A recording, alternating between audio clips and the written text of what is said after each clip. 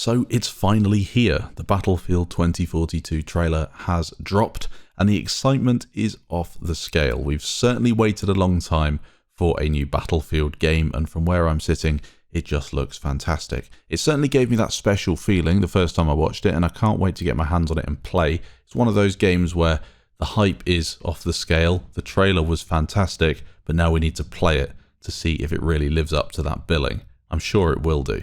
In this video, I'm going to break down what I saw in the trailer and make a few points about how things might actually play out.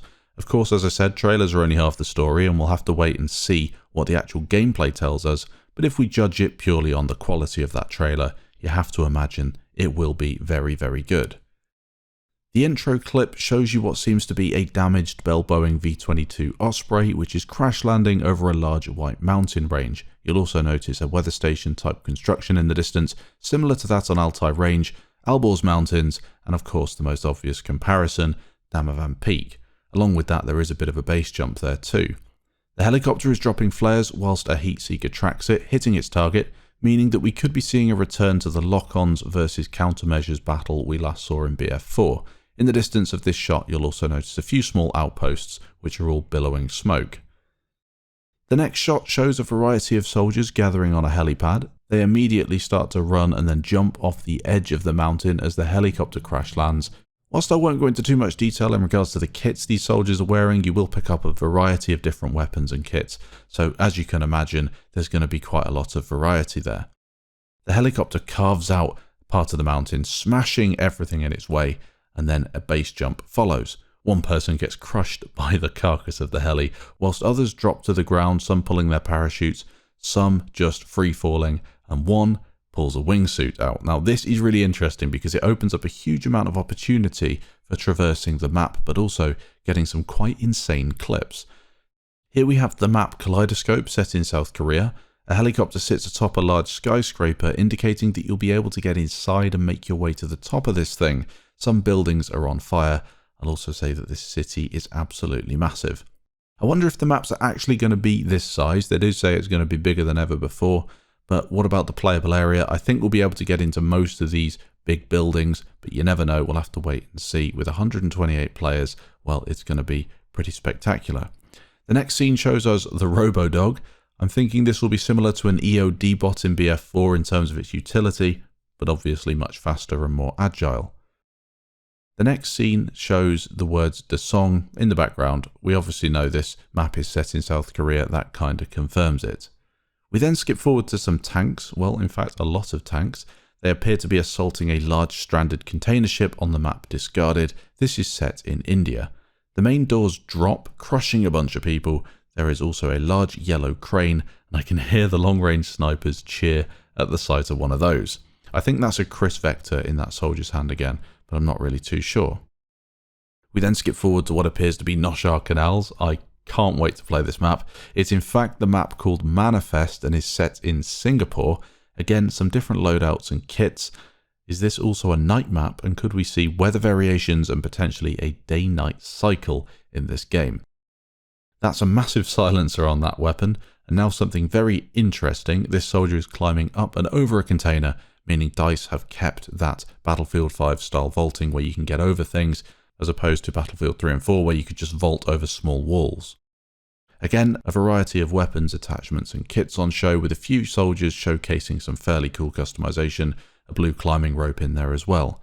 This is a typical ambush scene. A quick freeze here as we see an emblem or logo on this player. Very cool.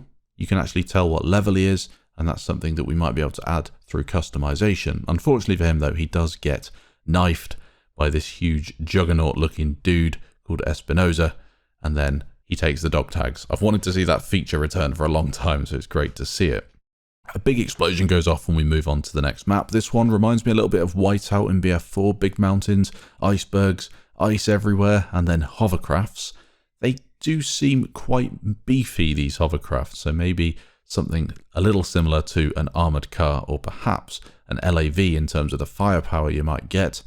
And then we see some tracked vehicles flying along at high speed as a group of penguins look closely at the action. Moving on to the next scene, we have a rocket launch site. This map is called Orbital and is set in French Guiana. The rocket launches, and you'd think it was something similar to the tower in Shanghai or another huge Levolution event, a big set piece in the center of the map. The best I've seen, I think. That is absolutely monumental. A couple of questions. Can you climb up the rocket, and can you take out a jet with the rocket? If you can climb on it, you might be able to go to space and jump back down. And if you can take out vehicles, well, there's some early in Battlefield moments for you there. As I said, 128 players in Battlefield 2042. You can count well over 64 in that scene alone. Moving on, we see a cyberpunk-inspired city with a spectacular combination of pink and orange lighting. Set in Doha, Qatar, this map is called Hourglass. A scout helicopter flies past, reminding me a bit of Dawnbreaker and BF4, and then follow two helicopters. They look like Kamov Ka with the stacked rotors. Russian in design, this could be giving away one of the factions. Unfortunately, the pilots are very bad and crash into each other, something we'll see plenty of in Battlefield 2042, that's for sure. And again, in this shot, the scale of things are just on show. A huge skyscraper with a load of soldiers fighting beneath. The scale is really on a different level. This soldier has a medic symbol on their back, and then we see a scout helicopter strafe with the numbers 311, perhaps a link to Zavod 311 from BF4. Now we see one of the many only in Battlefield moments from this trailer. Unfortunately for the pilot, he doesn't see it coming. Quad bike off the roof. Excellent only in Battlefield moment. And there we go. A little tow hook on the front of that quad bike as well. Could we see towable items in the game like we saw in BF5? Potentially. I doubt it, but maybe. Moving on, we see what appears to be an F-35 Lightning II jet. They are being chased by what appears to be Su-50s. That code, VMAP 501, is a link to the Marine Fighter Attack Training Squadron 501 in the US Marine Corps. I googled it, I don't just know that off the top of my head. They fly F-35B Lightning IIs, and they are known as the Warlords. Now this legend proceeds to jump out and rendezvous the pursuing jet. Yes, they actually put it in the trailer, so hats off to all the people at the media team for doing that. Absolute legends. And then we get to see a little mini re-entry animation. Will we have animations in this game? I'm not too sure. Certainly wasn't really one on the exit of the vehicle, just the launch or ejection. But then there's a little one as he gets back in. Moving on, we see a short little snippet of a ghillie suit, a bunch of soldiers getting peppered by incoming fire, a brief cameo by the Robo-Dog, and then we follow what appears to be a squad leader, or at least communications-focused class. Lightning strikes, Goggle Man looks back, we see a cool-looking transport vehicle in the background, tons of soldiers, things go quiet, and then the mega tornado, or typhoon, hits, scooping things up into the sky and flinging them into the distance. The tuk-tuk tries to outrun the suck, but he can't. And here's something that I love. The soldiers are not actually dying in the storm. They're fighting, or at least sitting in the tuk-tuk waiting to do something. This could mean that you get sucked up into one of these typhoons. You can shoot other soldiers in the sky potentially. Maybe you can be launched out of it and fly to somewhere else on the map, RPGing a vehicle as you fly past. You know, it really does open up a lot of opportunities for cool moments. Again, you can make out the soldier's level on his hat in the background. This dude has a wingsuit, and then there's a lot of debris, potentially meaning that you can get slammed by that and die, which would be a real day ruiner. So that's it for the trailer. Overall, for me, it's a 10 out of 10. It had everything. It rivals the Battlefield 1 trailer for sure. For me, it is better, but it's all down to opinion, really, with this sort of thing. Hype is off the scale. The trailer is insane. The gameplay will hopefully match it, and we'll all be happily playing Battlefield 2042 for at least the next few years. Let me know what you think of it down in the comments. Did I miss something big? Is there something that you really want to shout out and let people know about? Put it in the comments. I'll have a read through. Thanks for watching, and I'll catch you in the next video.